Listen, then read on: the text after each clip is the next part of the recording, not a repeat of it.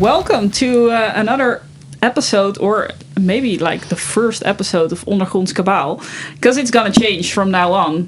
Previously, we did a few episodes with Brian, and we did a little bit of everything, actually, just talking about the Dutch scene and things that were happening. And we did an episode about the Metal Battle finalists last year, or actually this year, which was nice. Okay. I didn't watch that one, actually. No, you can still find it. However, we decided to change things up a little bit.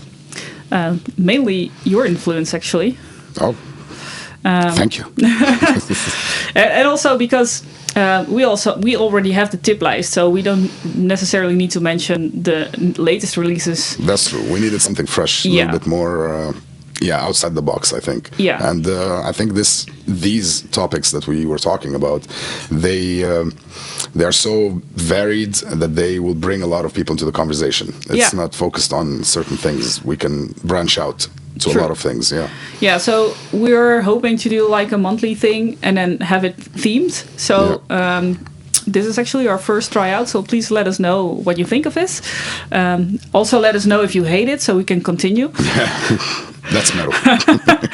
And the first episode is actually going to be about Dutch death metal. Yes, we're going to choose our favorite, favorite is an overrated word. Yeah. It's, don't tread too much on it. We will choose 5 Dutch death metal bands that we love so much. True, and we had a bit of a discussion prior to this episode on how to actually choose 5 bands, because there are so many Dutch death metal bands. Yes, and from different eras of the thing, and different genres and subgenres and all of that. Yeah. So we need to condense our research, basically, and choices to something that is not so predictable. In my opinion, our list is not completely predictable. No. Some of them maybe. Yeah, there are a few that should be in the episode. But we wanted to give some shout out for other bands as well. Yeah. That have been in the scene and for a while, and maybe not a lot of people talk about them. Yeah. Or don't talk about them enough. Yeah, we were looking like, how do we choose those bands? On what basis?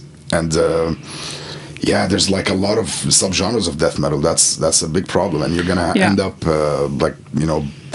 ignoring a lot of bands if we only stick with death metal, like with that specific word. So there's like doom death, avant-garde death, technical death, thrash death. There's so many dimensions to this death metal thing. True, and even bands that they themselves call themselves death metal bands, they're not purely death metal bands either. Yeah, that's true. Yeah, they outside they would call them brutal death. Some of them would call them whatever. So it's always hard to like put a band inside a genre box. Yes, indeed, because you can hear the influences. Yeah, you can hear the thrash, you can hear the technical, you can hear all kinds of different schools. Yeah. So but the thrash is like the death metal came from thrash. From thrash, so absolutely. Yeah. There should be some thrash in there. Definitely, especially in the early days. Yeah. Because that was when people were getting more and more extreme. Every band was trying to out-extreme the other one. Yeah. And but the basic school was like the Venom and the Celtic Frost and those Bathory and those heavier bands at the time, Motorhead maybe, and then the Slayer and the thrashier bands, and they wanted to take it a step further. Yeah. But you can definitely hear the blues in some parts. You can hear the thrash, you can hear the chord progressions of the thrash, just focusing on headbanging and moshing, not so much sophistication. But that came later, actually, because that's with like the later death metal bands, there was a lot more technicality and a lot more melody. And yes, that's when I think they wanted to push the limits. Yeah. They wanted to make it more, and then I think you have like two routes, or there are probably even more, but you have like the gore grind route, which goes back to even faster and heavier and more chaotic and over the top, and then you have like more melodies, and you're versing into like the melodic death metal kind of scene. So yeah, there is a lot of variety. Yeah. There's the evil sounding and the melodic sounding. Yes. Yeah. And there's a middle route, I would say, which is the in between, the thrashy death, like bread and butter. It's not very fast. It's just like a couple of bands that we will mention. At least I will mention. They're like.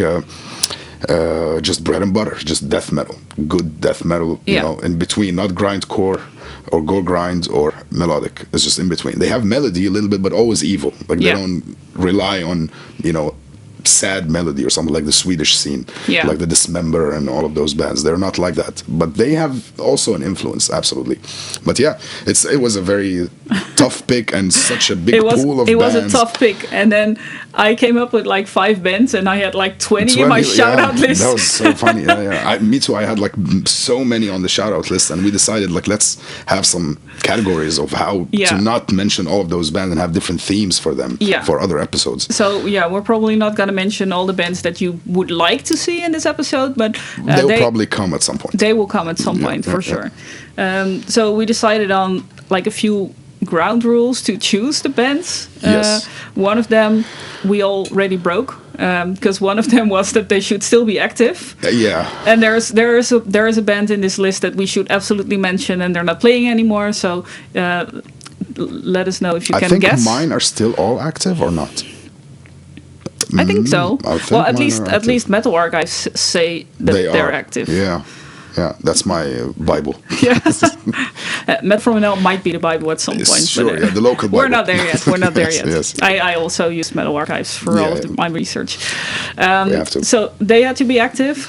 They had to have been around quite a while actually, because they needed to have like 3 albums. 3 albums minimum. That was the ground rule that we didn't want to break, at least for this episode. We wanted them to have a little bit of a longevity, a little bit of a productivity in the scene, so we can assess the albums or make a case for them. That they are influential or they have an impact on us. I mean, a lot of bands, they do have one album and they have a big impact, but on you at least, on each individual. But you never know if the next album you're gonna like it or not. True. So then you are just chose them based on one album. It's not fair, I think. Yeah. So minimum of 3 albums, and for me at least, also I don't know how that would be would translate with the audience, but I didn't think that we just choose only the classics. No, we didn't choose only the classics for sure, but that's also because metal in general is. How do I put this nicely? I don't like all bands. I don't like all genres, but in all the genres there are a few bands that I really like. Just as an example, one of the bands you chose, you wouldn't have thought that I would like that kind of music. Absolutely, and I absolutely loved it. I've listened to a lot of that band actually since you mentioned it, because even though I started Metal from Hell, I apparently don't know all Dutch bands. There's a lot that I don't know yet. We all do. But in a few of the classics, it's not really my kind of music. And we need to talk about it because they are part of our Dutch scene. Yeah, and influential. Yeah. But and globally even influential, not just some of them. One of the bands on my list is actually touring the USA at the moment. So yeah. But would I listen to it on a weekly basis? Probably not. Yeah. Same with one of your bands, and everybody loves this band. And when we come to it, I like them, but I'm not a big like fanatic about them. Yeah, and they're very influential. Yeah. All right. So after all the technical talk, yes, we get to the point. We have 10 bands in total that we're going to discuss. By the way, in the background, you're hearing like a very long playlist. It's on shuffle, so I'm not sure which song is playing at the moment. But let me check. Don't mention. I'm not going to mention. People should know. No. Yes. No. It's we made a playlist with all the bands that are actually in the episode. You made the list. I made a list, yes. But take the credit. I just put in a bunch of tracks and not that complicated. Anyway, first one on the list is gonna be one of the bands that I think is one of the like in one of the OG death metal bands in the Netherlands. They're actually still playing. I actually saw them Did you see them as well? They were at Alcatraz. Well, are we talking about the same band now? I think so. Say the band. I saw. Ta-da-dum. It's Pestilence. Yes. I saw them at Alcatraz, I think, a couple of years ago. Oh, yeah, I saw them now even. Yeah, they were this year at Alcatraz. Because I saw them at P60 also in December. Yeah. So I forgot about that with Misanthropia. Yeah. Yeah. That was the last show in December last year. But indeed, they played Alcatraz, yeah. I caught them for like 20 minutes. Yeah. And we were talking about putting this band on the list because they need to be on the list. It's one of the... Like I said, one of the OG death metal bands in the Netherlands. They started out in '86. Yep. So actually, if you look at death metal scene globally, that's like very early death metal, and they're still going. The different lineup and changes and all that, of course, but and they also have like 15 albums now, right? Yeah, something like that. 14, 15, yeah. A lot in their catalog, but, yeah. Yeah, but they started out a year before I was born, so... No, they started out when I was 4 years old. Yeah. So, yeah. And that's quite an impressive track record in any case. Yeah, longevity and persistence, indeed. And also, interestingly, I mean, we were talking about the subgenres, so Pestilence have always been, at least in my opinion, and I'm sure a lot of other people's, they are thrash death. Like, they were always, labeled as thrash death, and especially in the first 3 albums, like the classic ones. Yeah. Before they started to become more progressive and technical, and On Spheres, I think, was 1993, if I'm not mistaken. They started to become more, technical and complicated.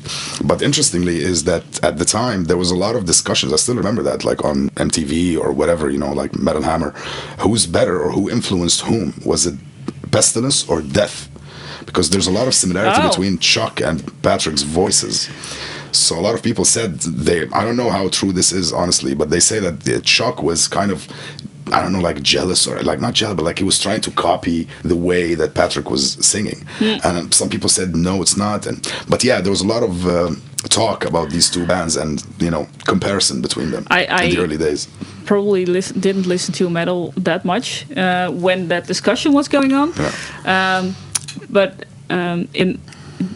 that's just because I don't know the discussion. I would say that has a lot more influence worldwide than Pestilence has. Yeah, that's true. Even though Pestilence is probably one of the biggest metal bands from the Netherlands. Yeah, if not the biggest, probably, or one of the 3 biggest, absolutely. Yeah, I think so. Yeah. Well, one of the 3 biggest, at least the biggest death metal bands. Because if you look at like Within Temptation, completely different genre. Or Epica or something. Or Epica. But anyway, different discussion. Yeah. And with Pestilence, actually, especially the first 3 albums. Yeah. Like the more classical sounds, classic death metal, so to say. That might not really be my thing, though. Yeah, I understand. I'm more into the technical and the melodic, more interesting things. Mm-hmm. That's probably why I was hesitant to put them on the list. Yeah. I understand, but they are important. They have, have their place in the. They for sure have a place in this list, and I also think that they influenced a lot of newer bands that are still making like the old school death metal. 100%, yes. And again, Patrick and Chuck, they have a very distinct voice. That shouty, like it's not deep, not low the whole time. They have that shouty thing going on with the growl. Like a bit harsh vocals. Raspy. And that's whereas like not many bands, or at least all the bands that did that afterwards, they took it from those 2, in my opinion. Yeah. And Pestilence, like they had, for me at least, I discovered them on MTV when Land of Tears was playing the video clip from Testimony of the Ancient, and for me that was like at the time, one of the heaviest things I've heard. I was still young, but it was like really heavy and grimy, and so yeah. And also a lot of the transition that they did from the old school thrash to the technical, I think that's also influential. Like a lot of bands that came out afterwards, they were like, okay, we can sometimes switch. You don't have to stay old school. Yeah. After a while, you can just do like Pestilence did. Yeah, and I think they were smart to do that, because with that they gained a whole new audience. Absolutely, yes. They went into a lot of bands. I think even Gorguts like followed this same trajectory. Like they were old school, and then from Canada, Gorguts, and they, started to become more technical, more dissonant, and time signatures. Yeah, but a lot of bands actually followed that route. Indeed. You can tell because they're good musicians. I mean, Patrick is an amazing musician, like composer. That's the truth. Yeah. Yeah, and if you want to still see them playing, you can, because they're still very much alive and kicking. I'm not sure that they're gonna put out a new album. They might not, but the last one was last year, I think, or 2 years ago. Yeah, 2023, I think. And it got 6% on Metal Archives. Yeah. 16 reviews. 6%. We don't know how reliable that is, though. Yeah. But I mean, at some point, I was really following Metal Archives to, choose what albums I'd listen to, especially in my 20s. Yeah. But this is, I think, probably is one of the lowest percentages I've seen ever. I think so. Wow, 16 reviews, 6%. Right. Interesting. I haven't listened to it properly. I think I listened to one song. I want to go back to this album and listen to it. Yeah. Yeah. For sure. We're gonna listen to it. We have to listen to it. Yeah, it's a shame that it got this. Shouldn't have gotten 6%. No. That's too low. Makes no sense. I think also because of the controversy with Patrick recently. Maybe. Yeah, with the AI and all of that. Maybe. That a lot of people have some grudge or something. Yeah. No. All right, so what's on your list? On my list. All right, I will start with also one of the, I wouldn't say classics, but it's an old band. It's a classic band. They don't have many albums, but they have been around for a very long time. They used to be called Nocturnal Silence. Yeah. And then from in the 90s, and then they became the Mighty Disavowed. Yeah, and I didn't know this band. Oh, okay. I didn't know it. I didn't know them, and I started listening because you put it on the list. All right. Yeah, Disavowed. I discovered them, I think, when I was in Egypt, believe it or not. And we were tape trading at the time, and somehow it fell in my lap when I was like 20 or something. Yeah, Perceptive Deception. That was the album that got me into them. Yeah. They have 3 albums. The recent one I listened to, I think, once or twice before we even talked about the episode, and it's killer album. Again, I think it's one of the unsung heroes a little bit. But do you think this is strictly death metal? No, it's more brutal. Yeah. Yeah, that's the thing, that we are moving into subgenres and stuff like that. Yeah, it's more brutal death. Yeah. But what's the difference between brutal death and technical death? Because I would actually call this technical death. Yeah, I know what you mean. Interesting question, actually. I think brutal comes a lot with the vocals, at the time at least, when it started out. Yeah.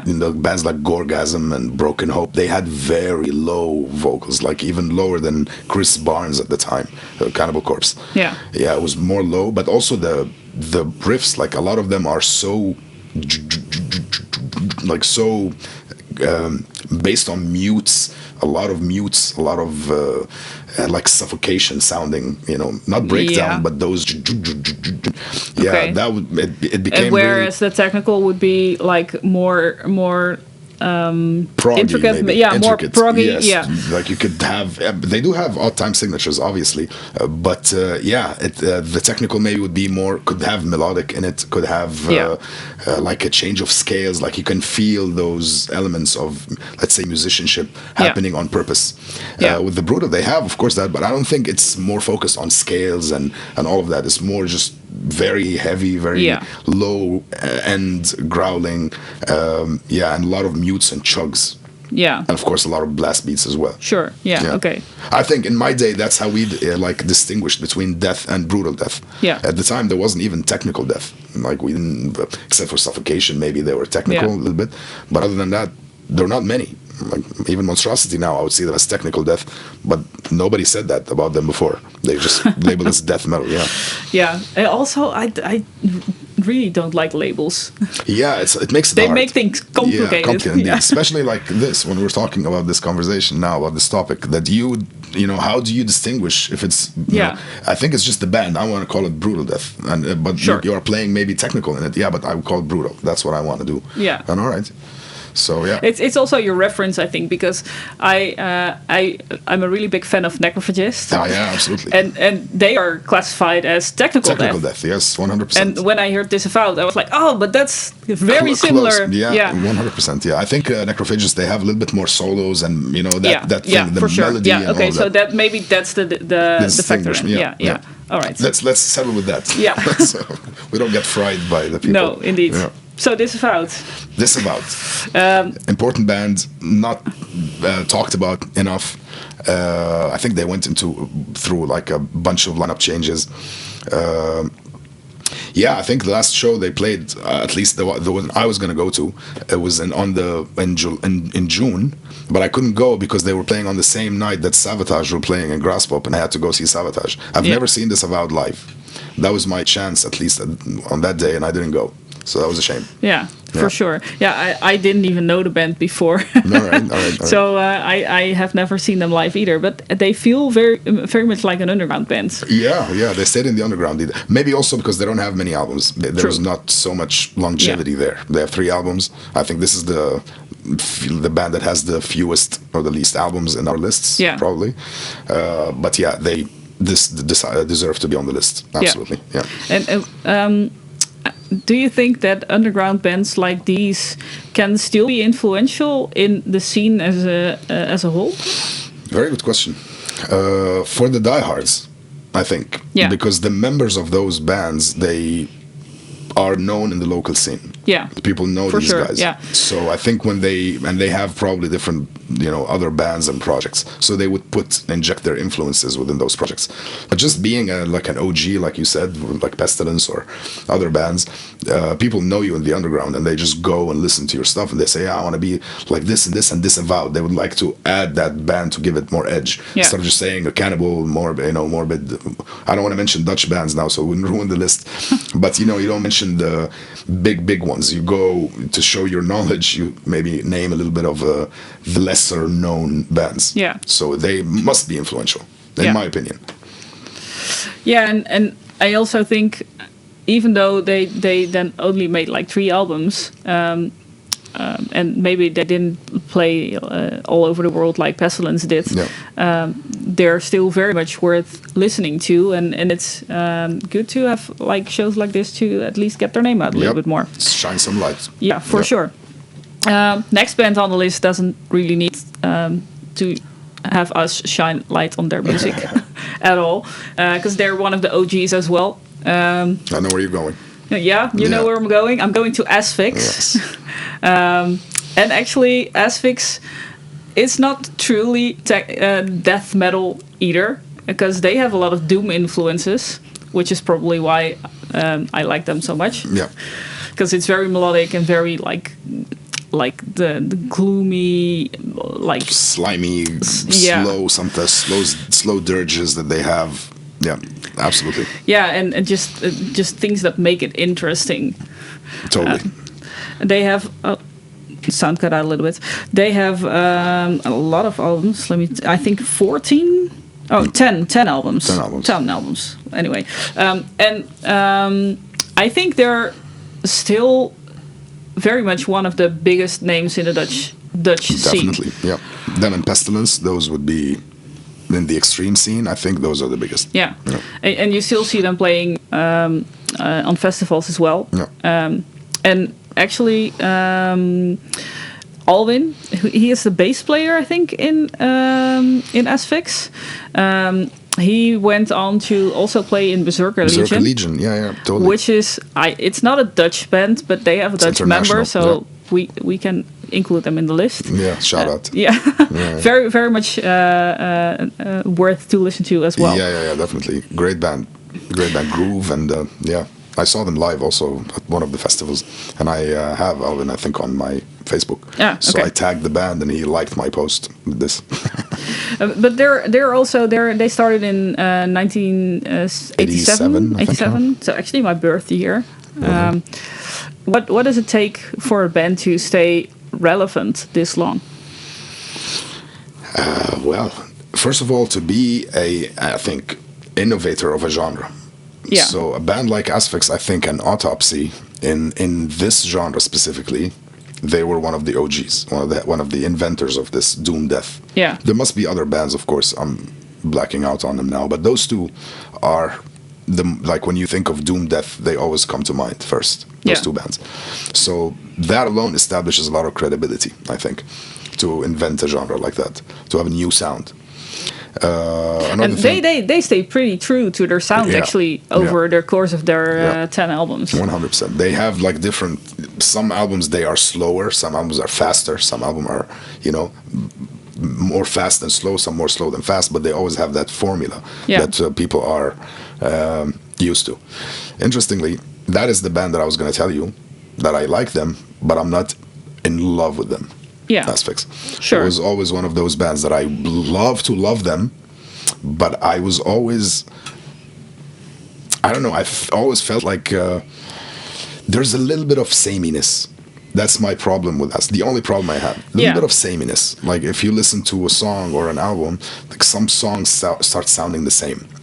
And some songs are very like weirdly catchy and different. Like, you do more of this. Yeah, but some people might say that's a good thing because then you know what to expect. What to expect, sure. But again, for me, I always like to be a little surprised. Even if you are staying within the genre that you created and you want to stay in it, but keep it a little more fresh. I don't want to give a lot of examples on that because some bands did that. For me, at least, they surprised me. Their sound and their longevity. They stayed the same sound, but then all of a sudden they release an album. Same sound, but with different elements. Yeah. Like there's something fresh to it, and in a good way. So I think Asphyx did that every now and then. But for me, there's always that sameness. The first few albums, like the Rack and those out, they are absolutely fantastic. Like again, genre defining. And I was hooked on them. I had them on tapes, everything. But as time went on, it became one of those bands that I respect more than love. Sure. It's the same with like Pestilence. You kind of need to listen to it because Pestilence I love. But like you, Pestilence for you respect but not love so much. Sure. Asphyx for me, that's the same way. All right. But absolutely important band has to be on the list. Glad they're still rocking. And they are touring. I think they have a poster on their Facebook. I actually think that they were touring the USA at the moment. Ah, really? Okay. I think that's what I saw, that they're playing in America over now. Good for them. All right, so next on your list. Next one on my list. I'm going to go with Prostitute Disfigurement. What a name, huh? Yeah. Why the crazy... gory, I think it fit. That is also another element in the brutal death metal. I think it had a lot of more gore and more like shocking sexual innuendos, or not innuendos anymore. But like what I mean, like very depravity and all of that stuff. The early death metal, I think, whether was either about religion and stuff like that, or like deicide or morbid, or just. I mean, you had sexual death also. Things. Yeah.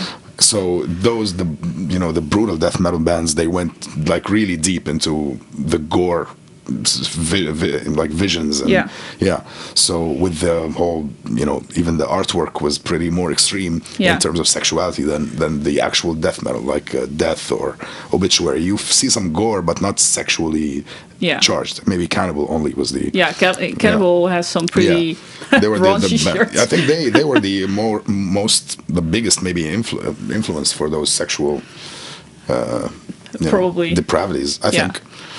But Prostitute Disfigurement, also another unsung heroes. I think they have 6 albums. Quite a lot. I started out with them in 2008.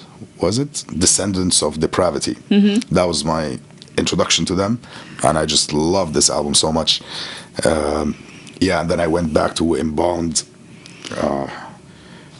Madness. The first album. That's also a classic in my opinion. Maybe it wasn't as old as the other ones, the other bands we're talking about, 90s and stuff. But for me, I was like 24-year-old, 25-year-old, Yeah. and I listened to this band, and yeah, there's a lot of technicality also with the brutality. Yeah. And as they started out, they were a little bit more rough on the edges, like a little bit noisy. Yeah, If I was you- going to say, because I listened to a few of their tracks, and then at first I was like, this is gore Yeah. grind to me. Yeah, I know what you mean. But they in the And then- beginning especially. Yeah, and then if you listen to some of the later stuff, then Yes, it's more a polished. lot more 100%, polished. yes. Yeah. I started out with the polished one, with Descendants of Depravity. It Yeah. was very polished, or at least polished for the time. And yeah, it was kind of hooky, groovy, interesting transitions, amazing drummer. I forgot who was a drummer on that album, but killer drumming. Just you're listening to good death metal, Yeah. like really good, interesting death metal. A Yeah, lot and, of and then riffs. it's very technical and very Yeah. melodic and 100%. all the nice Yep. riffs. Yes, and when I went back to the early albums, I realized, yeah, they were more like rough around the edges, more grindcore-ish, Yeah, all that. and then the name makes sense. Yeah, it fits. But yeah, as I went with the discography, I think I listened to most of their albums. Yeah, the newer stuff are more polished. It's again, you're like listening to a good death metal band. Yeah. Yeah, and they are not talked about enough, I think, even in the Dutch scene. No, don't I see also people a name mention- that I never heard before. Oh, all right. I think what's his name? Rich Clemens. A guy from the Dutch scene, the drummer of Kaider or something. He played with them for a while also, and yeah, I got to see him one time, talk to him. But anyway, great band, great musicianship, underrated. Yeah. Should definitely be there. Maybe 6 albums. not so good name for YouTube. Yeah, that's true. That's Let's hinders name them your- again. Prostitute disfigurement. Yes. But yeah, since the early 2000s, right? Yeah. Late 90s, Yeah, deserve to be heard. yeah. What's next on your list? Better name for YouTube, Graceless. Oh yeah, I think they are late to the game. Yeah. They are late to the game, so they're not one of the OGs, but they could be one of the modern bigger names. yeah, I think, 100%. especially if you listen to like. Maybe not their latest album because I haven't listened to that as much, but it's what's it called, Chance from Purgatory. Yeah, That's not their latest album, but it feels very well thought out. Yeah. The riffs are also groovy, but very intricate. The production is really on par. That's also a thing with like the newer metal bands. Some people might really enjoy like the grimy sound from the 90s. I personally like it more if it's just well polished. I well think. produced. Yeah, well Understand. produced. Yeah, and Graceless really have that. They have like very high energy, pounding music, well produced, nice live performance as well. I've seen them live, I think twice. So yeah, they definitely deserve the spot on my list, I think. Absolutely, and I think they are one of the modern bands who followed in their own way the school of Asphyx. They have some doominess to Yeah. them. I Yeah. saw them live too, and there was a song that they played. I forgot the name now. They dedicated it to a friend of theirs. I forgot who. That he died, and the song is very sad, very slow, Yeah. and very sad and very captivating. And when I was watching them, I immediately thought, "Yep, this is good doom death, good modern doom death." Yeah. So I would definitely put them in that school. But I didn't mention them earlier because they are not OGs. But like you said, definitely deserve to be in the future. It should be talked about as the good doom death of this generation. Yeah. They are gonna play Elktress next year, actually. Oh yeah, they deserve that. Yeah, absolutely. for sure. Yeah.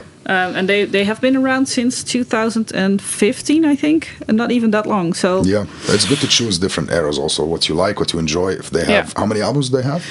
Four? Yeah, because actually their latest album, I haven't listened to it yet. It's Icons of Ruin. It came out this year. So. Okay, me too. Didn't listen to it yet. So they're still very much active, actually. Yeah. And I hope They to just see. played with Asphyx also recently. Yeah. At Meta Experience, right? Yeah, There they we did. are. Yeah, they did. Yeah, I didn't get to go, but I might see them at Alcatraz next year, hopefully. But Great yeah, band. great band for sure. Good choice. Good choice. My next. You're next. Let's go with an OG from my list. Yeah. It's very much an OG. Yeah. Or actually, because I see the list here that you have. The one is really an OG. Sinister. Yeah, for They sure. have to be here. They have to be. We cannot not play Sinister. Yeah.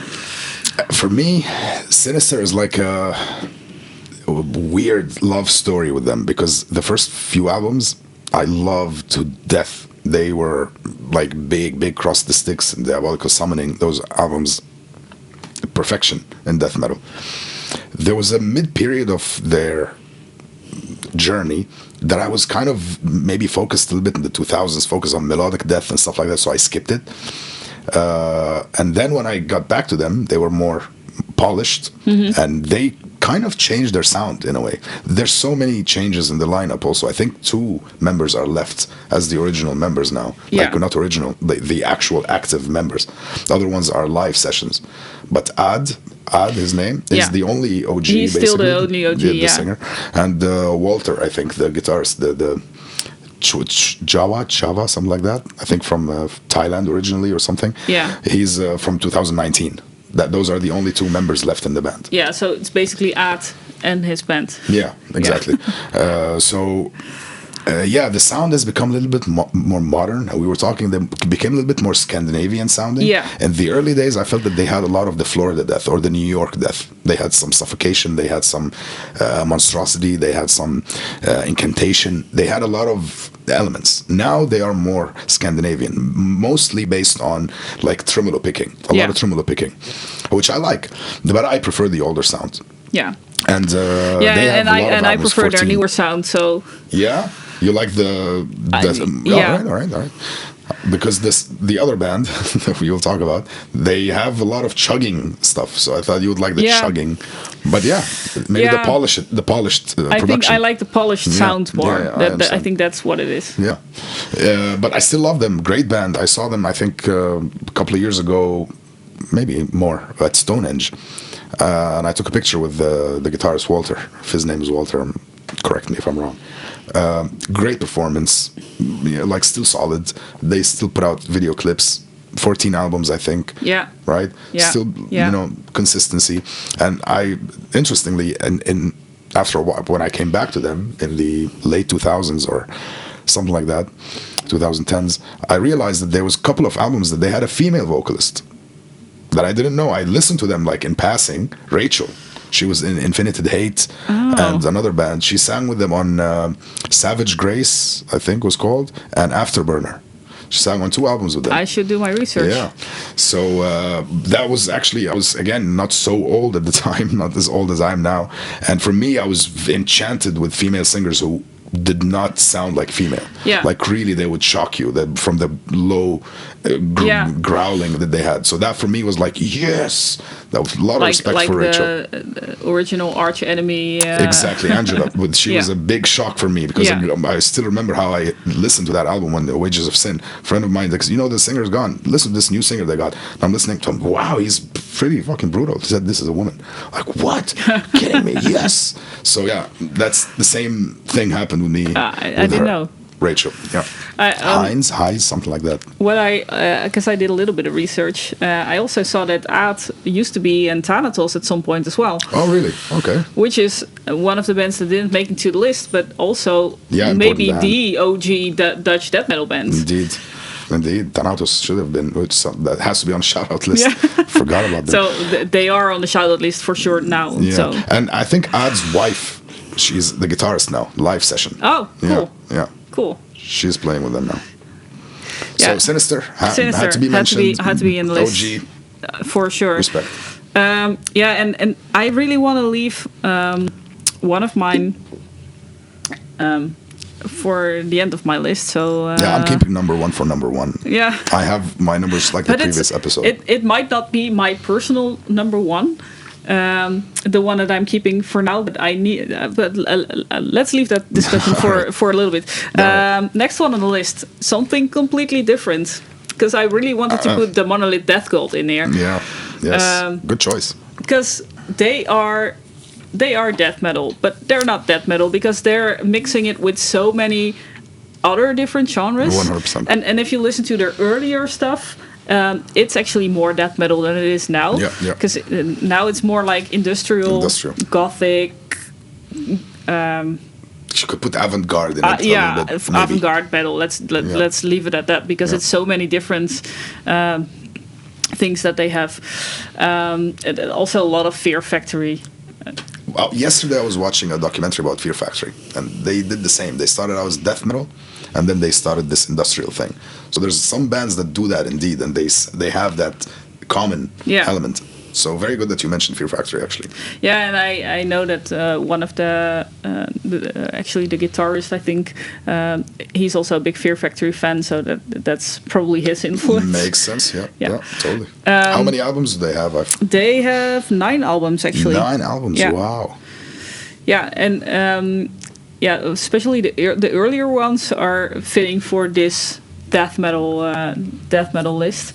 But they are an interesting band because they have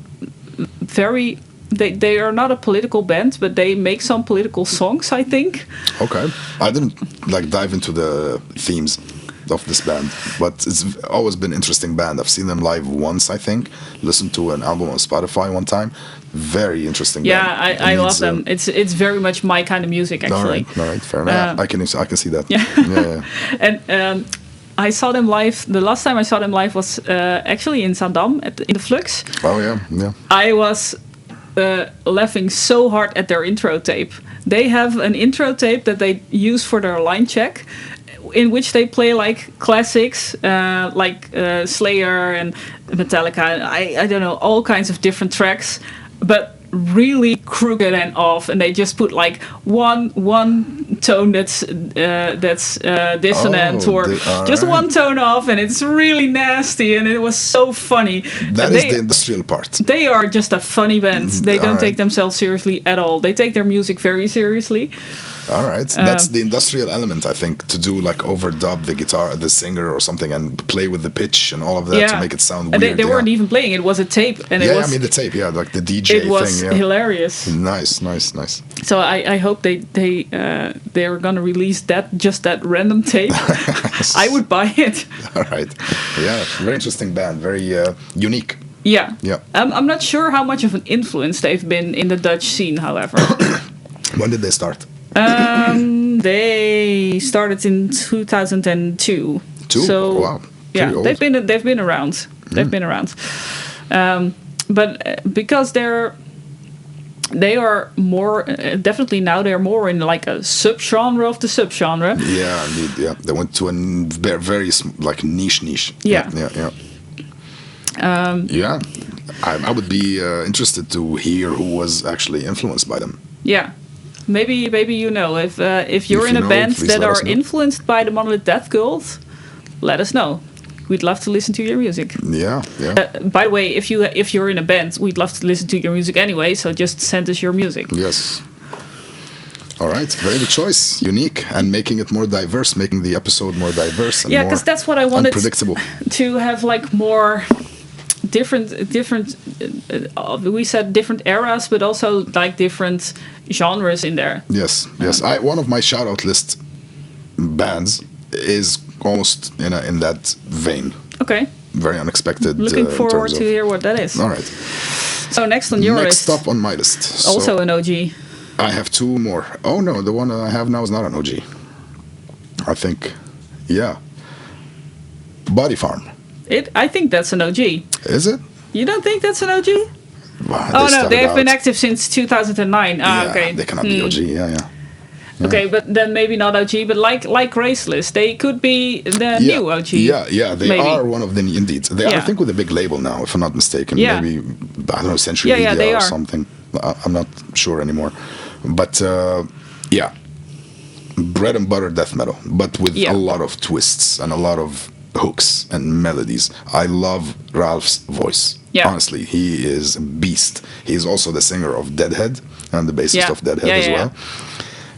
And he replaced, I forgot his name now, I should have memorized his name. The guy who passed away. Yeah, Wouter, I think. Yeah. Thomas Wouter, sorry. Yes, he was very young, poor guy, died from cancer. And he was the founder, I think, of the band. Yeah. And they wanted to leave, to continue without him, without stopping.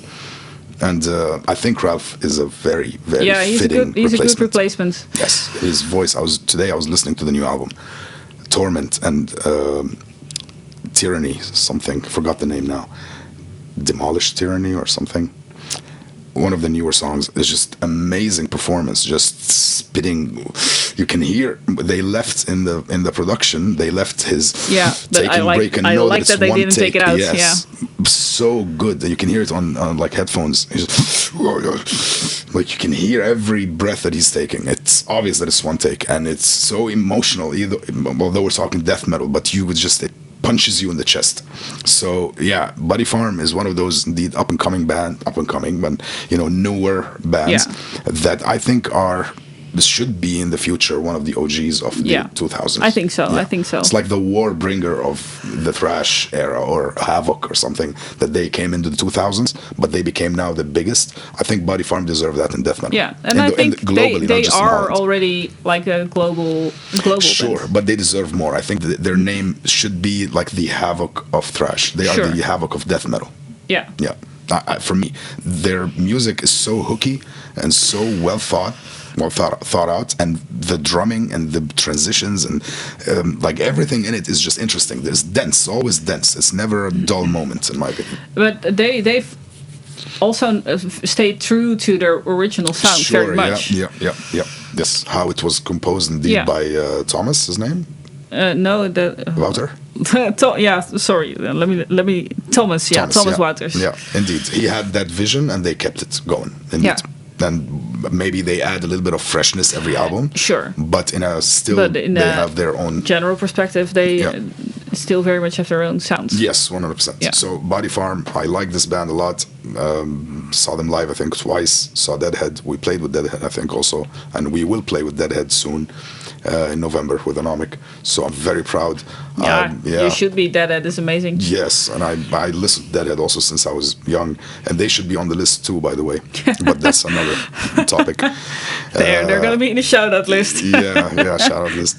But yeah, Ralph is an amazing guy, also very down to earth. We always, when we see each other, I saw him at Alcatraz actually. He was wearing a Queensryche t-shirt. Oh, nice. And we said hello, and we already had the Anomic Deadhead date coming. And I told him, dude, where the fuck did you find this t-shirt? He said, go buy it. It's in the, like, if you go to a shop, they have used t-shirts. I found it there for $5 or $10. Wow. He was so excited that we were talking. I told him, dude, you have no idea how happy I am to play with you. He said, guys, your music is killer. I'm very happy to have you. So very down to earth, like one of the fans. Cool. So yeah, it was a very good interaction and a good side that I saw of him. So yeah, shout out to Body Farm. Love this band. They would have made it to my list if I there were too many bands. Yes. I couldn't pick, so I'm glad you picked them. I didn't put Pestilence on mine. Because we wanted to give more bands. We needed to put them in, but I'm glad you put in Body Farm. Yeah. All right, so one that number one. Yeah. I know. It might not be my number one, it's because it's not my number one band, but they needed to be on this list, even though they're not playing anymore. But if you talk with anyone in the Dutch metal scene about metal and about influential bands, this one will for sure come up. Absolutely. And my husband, he's a metalhead as well. If I ask him what's your favorite metal band, he will always say Gorefest. Even though that's his favorite band. It's his favorite band, okay. Currently, he listens to a lot of Machine Head. There's a lot of bands that he listens to, but Gorefest will always be his number one because of the vocalist, Jan Chris. Mm-hmm. He really likes his vocals, also because very, very low, but also very clear to understand. It's very 100%. Pronunciated, and that's... probably also one of the things that sets this band apart from any of the other death metal bands. Very true. But also very groovy, not as fast as many of the other death metal bands. But they're not relying on blast beats and no, indeed. They have hooks and they have melodies. And they have hooks, they have melodies, but they have groove as well. Yes. And just a very, very unique sound. Totally. And I think it's one of the bands that a lot of people will for sure go see if they ever would come back. And I don't think they ever will.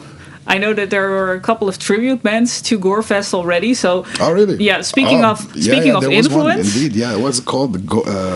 There was a band called something close to Gorefest. Yeah, I don't remember what they are called, but I know that there are a few Gorefest tribute bands at this point. Yeah, speaking of one of the influential bands, 100%. Gorefest. When we mentioned the OGs, I said Sinister and Pestilence. I wanted to say them, but I didn't want to ruin your list. But those two, the Pestilence and Sinister, are the active ones. The third one, if we're going to talk about the big three of Holland, the extreme metal, Gorefest would be there. And when we were talking about they should be active, I was like immediately, no, they should be active, but we need to put Gorefest on this list, even though they stopped playing a long time ago. Oh, they are influential. Reality When You Die, and For the Masses, those tracks are iconic. For me, I came into Gorefest at when they released the most hated album, Erase. That's when I got into them. Because the song, what was it called? The fourth song on the album, it was on MTV.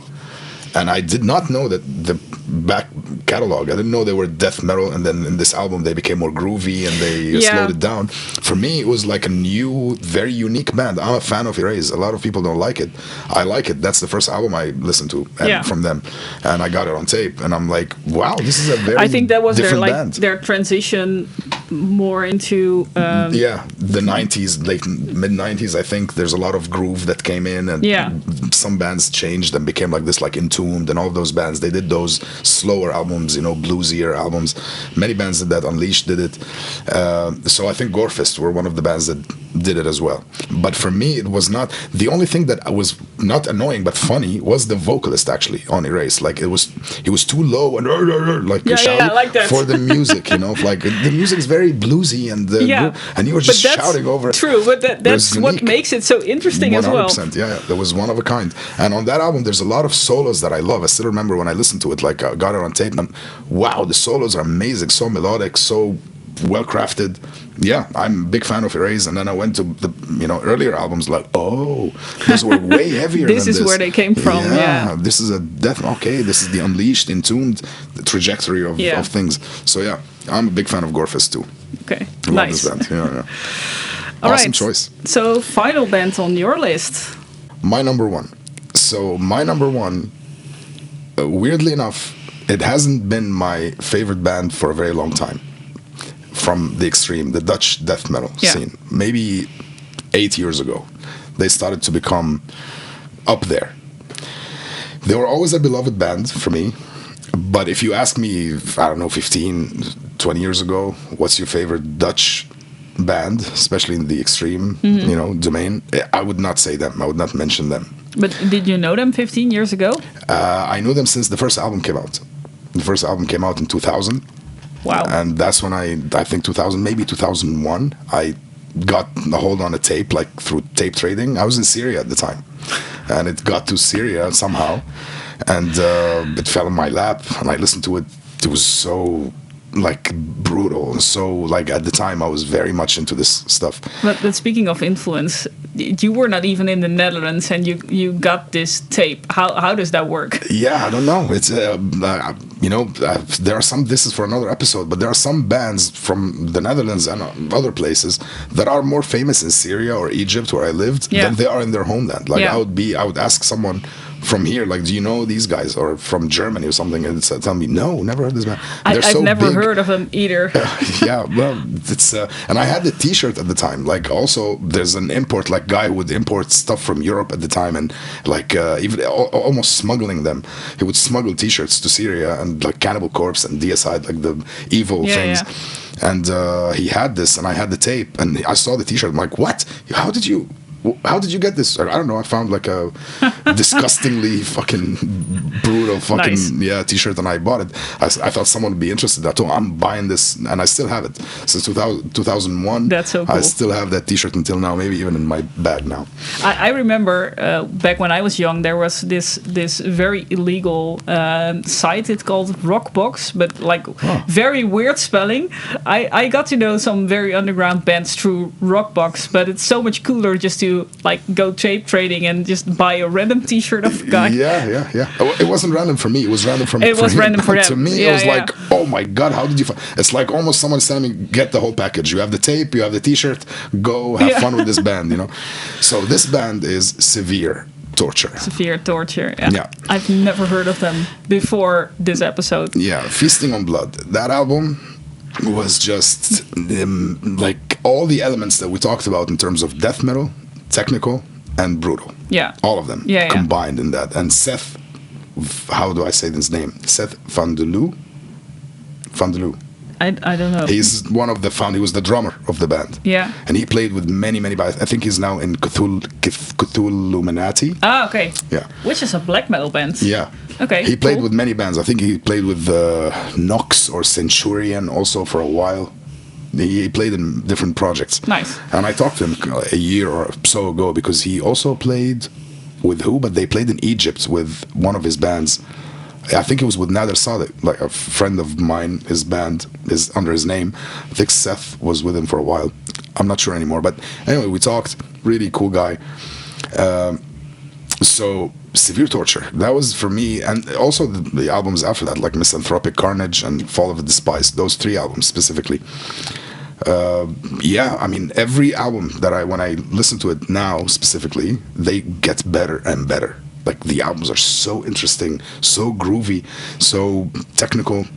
It's a mix of Florida, mix of old Sinister a little bit, the Suffocation, just very unique. Was this but in their own unique, not too unique as in one of like you'd never heard anything like it, but it's so interesting. When I listen to, for me, very interesting songs. Every song is interesting and has a hook. Is this the band that has the very like the bass in the foreground of the music as well? Yeah, they do. Yeah. And certain songs or albums, they do. They have amazing because I remember basses. listening to some of your tracks as well, and I was like, oh, I really like this sound. I think it was Severe Torture. Which album? Yeah, I don't remember. All right. But they do have the bass like Cannibal a little bit. Like they put it in the prominent in the mix. They also have like a little bit of a Cannibal influence, absolutely.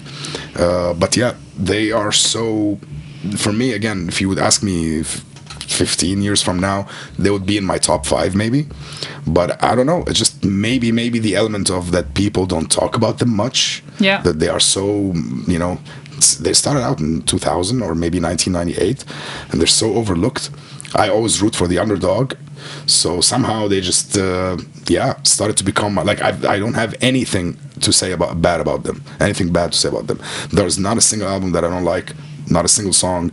Their progression and their music always good. The new album, I was waiting for the new album, Torn from the Jaws of Death. Listened to a couple of songs when it came out immediately. The singles, killer. So they haven't like strayed from the path, but always interesting, always fresh ideas. And great musicianships. Nice. But also very much an underground band. Indeed, it is. And indeed, when we talk about influential, I don't know how influential they are, honestly. I don't think I've heard anyone say, we are influenced by Severe Torture. But still, for me, they stayed long enough. Their longevity counts. They've done 6-7 albums, I think, now. And it's just so funny to me that we're doing an episode about death metal, and we had so many different bands in there, from the OGs to the very underground things like Severe Torture, which even showed up in Syria. God knows who, but why? Yes. Again, there's so many bands. But also like the quality of the albums that come out, it's really up there. Absolutely.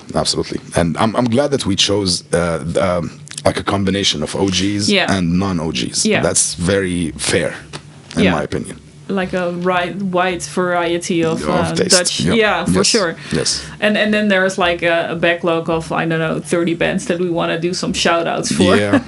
I try to condense them to 3 or 4 maybe, because if I keep rambling, we'll never stop. Yeah, let's. You want to give a shout out? So yeah, Severe Torture is my favorite death metal band from the Netherlands. It's not that I chose it randomly; it is actually my favorite. So yeah, and in that list of 5, I think for me, Monolith Death Cult would be my number 1. Oh, and Monolith. I think Monolith Death Cult is in my top 10. It's probably in my top 10 bands of all time. Yeah, I think so. Nice. I think so. Right, Yeah, right, I think right. so. But yeah, shout outs. Let me. Do I really need to put it in 3? I don't know. You want to choose? It's up to you. Okay, so the first shout out that I'm gonna do is actually probably not a death metal band, but they have some death metal and they quit, and I felt a little sad that they quit. Do you know Infantry? Oh yeah, they stopped. Yeah, they stopped.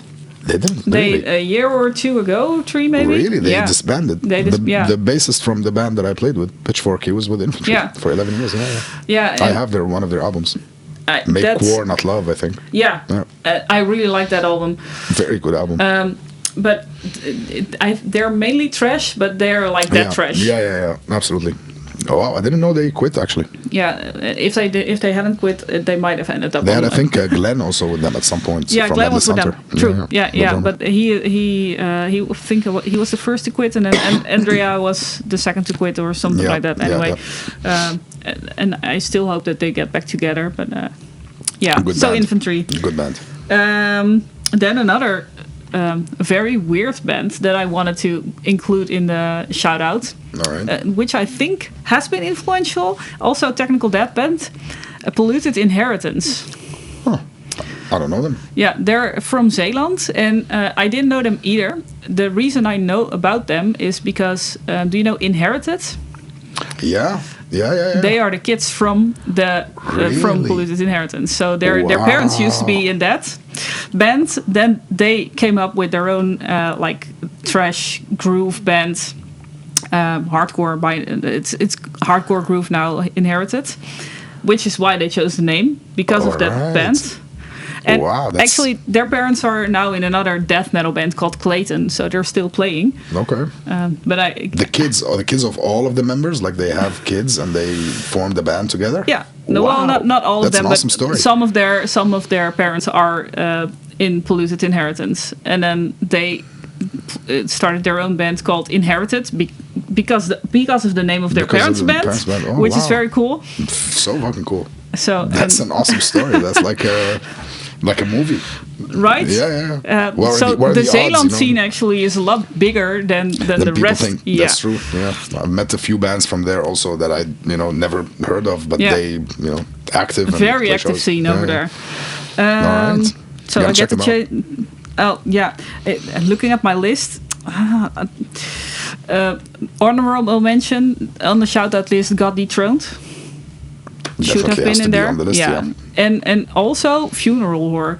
Oh yeah. Which is maybe not an OG band, because they are, I don't know when they started, like the 2000s I think as well.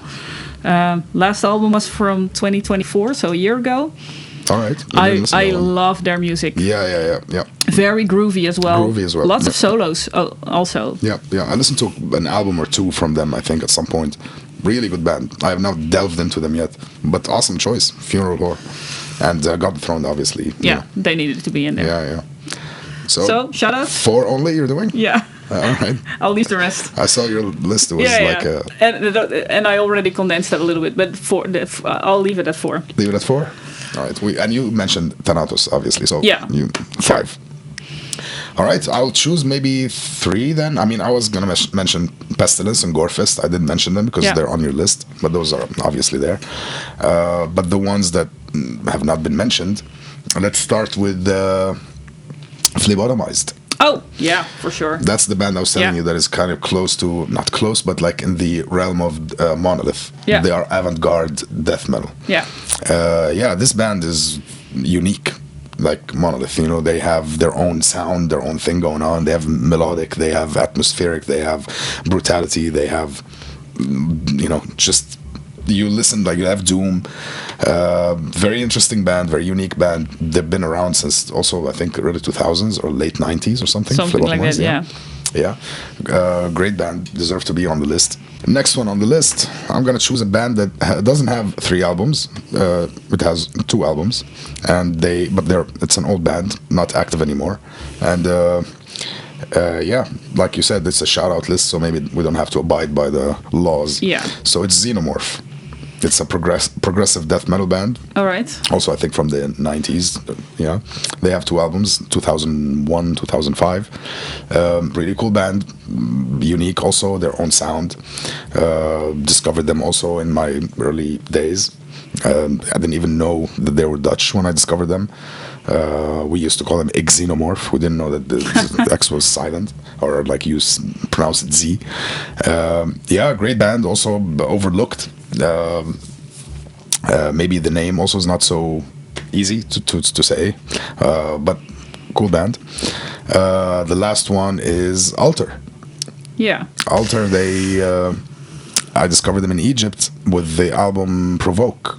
I know the name, I know of the band, but I don't think I've actually listened to Alter before. They're so pummeling, like their blast beats at the time when we were listening, like one of the fastest blast beats ever. I don't remember who was the drummer also on Provoke, and there's a couple of albums before that. But I think they have 5 albums, and pummeling blast beats, angry, pissed off, death metal. Nice. Love this band. Also, I don't think they are active anymore, are they? I don't. They revived the band because they were off at some point, and then they came back. That's, I think, when Janneke came with them. Yeah, because I remember you telling me about them. I didn't even know Janneke was in Alter. Yeah. She sang. I don't know if she did an album with them or just sang for a while, like did some shows when they came back. But yeah, great band for me. I don't know how influential they are, but yeah. Also a big thing in my youth. Big name in the in the underground, yeah. And in Egypt, we were all over the Provoke album. Don't ask me how or why. So Xenomorph, Alter, and Phlebotomized. Those are my shout-out list. We should do an episode about the influence of Dutch metal bands outside of the Netherlands. Yeah, absolutely. There are some bands that we can put on the list. Talk about, yeah, for sure.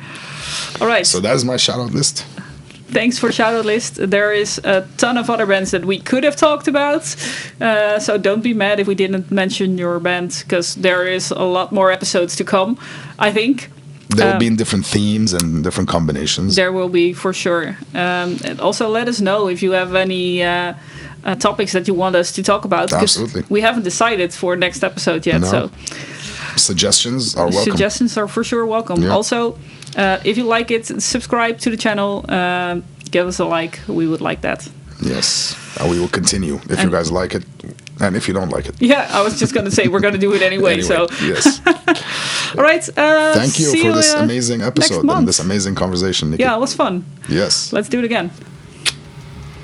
Oh, like this. We're metal right now.